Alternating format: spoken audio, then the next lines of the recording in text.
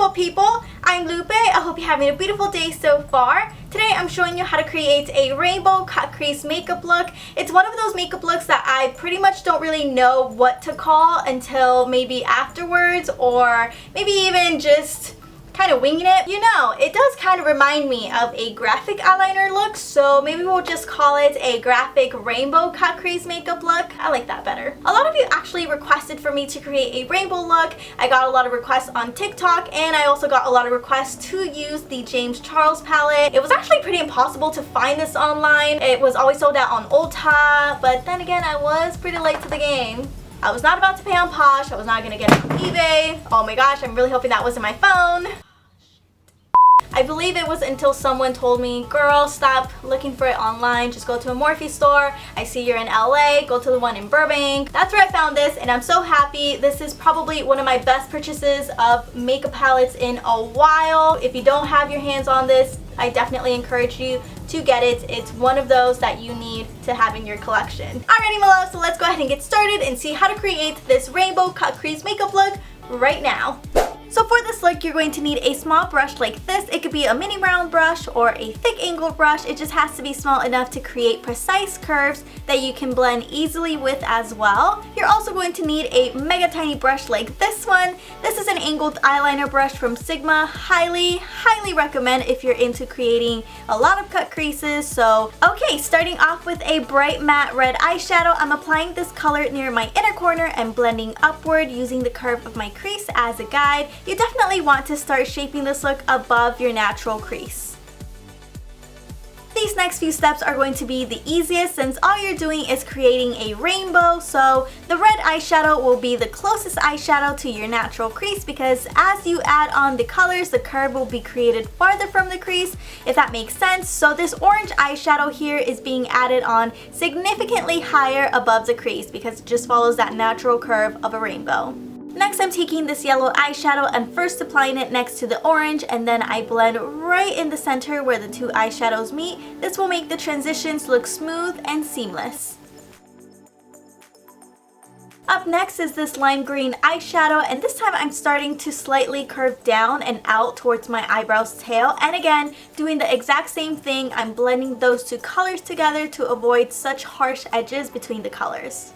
Next, I'm taking a flat brush and a full coverage concealer to cut this crease. First, start off at the center. Always start at the center and glide your brush downward.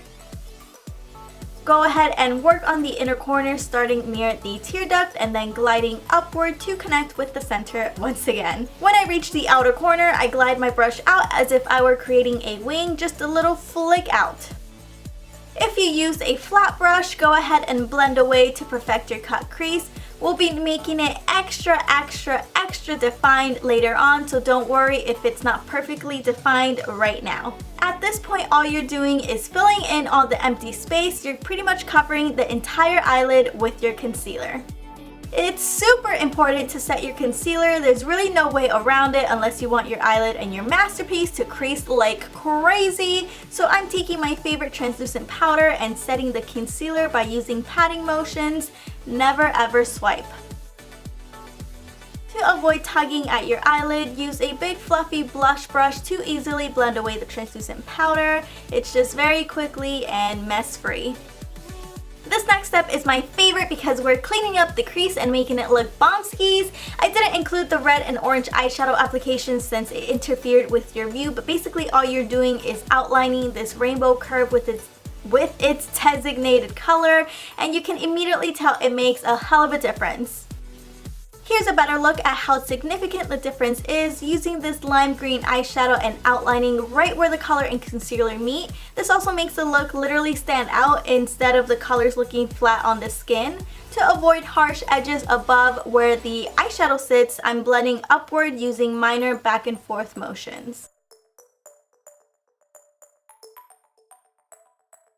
Next, I'm applying this dark green eyeshadow with a regular sized angled brush, but here's where I actually changed my mind. I was initially creating a V shape or a sideways V shape that would be filled in with green eyeshadow, and that's why I was filling in a thick line, but then I decided I wanted to extend this sideways V shape past the light green eyeshadow, almost as if I'm creating a very dramatic wing. Hopefully this was a nice change of plans and you like the outcome. I don't really regret it. It turns out really nicely, as you saw in the beginning. So for this step specifically, take a dark green, a light blue, and a dark blue eyeshadow to complete your wing.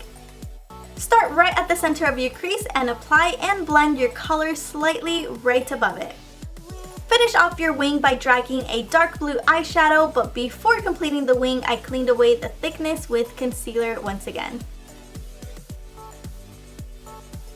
Next, I'm adding a light purple eyeshadow on the lower lash line, and I just realized I kept blending without making any difference at all, since I thought I saw an eyelash in the way and I just ignored it, but turns out I was right. That pesky eyelash. Anyways, continue applying this light purple eyeshadow all the way towards the end of the wing to meet with the dark blue eyeshadow. Next, apply your false eyelashes, or you can totally skip this altogether. I personally skipped the liquid eyeliner for this look, but you can totally add it on if that's what you're used to. I know I'm used to eyeliner on specific looks. You know, I get it. Make sure to curl those lashes as well and apply your mascara, and the look is complete. What if you want to take it up a notch? Apply loose holographic glitter. This is by NYX, a really inexpensive option for glitter lovers like myself. This is more of a sparkle than an opaque glitter look, so either options will look totally gorgeous. Now, was that too difficult? Pretty much messed up my hair. Let me know in the comments down below if you'll be trying out this technique with a different color scheme maybe. And if you enjoyed this video, go ahead and give it a big thumbs up. It really helps out my channel. Let me know in the comments down below if you have the James Charles palette, or if you're probably now thinking about purchasing it. I would love to know your thoughts. Go ahead and check out the rest of my videos if you haven't already done so, and I will see you here for next week's video.